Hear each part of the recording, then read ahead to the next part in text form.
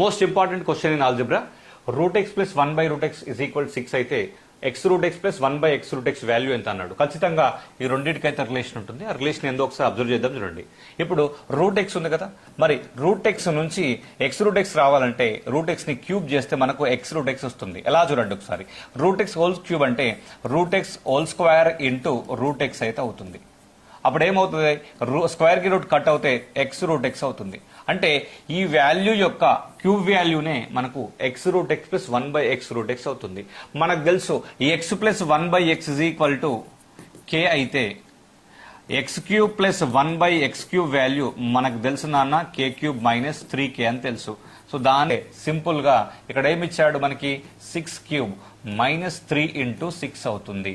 6³ 216, 3 into 6 18 అవుతుంది. So our answer 198. ఈ question ని కింద కమెంట్ రూపంలో తెలియజేయండి. Thank you.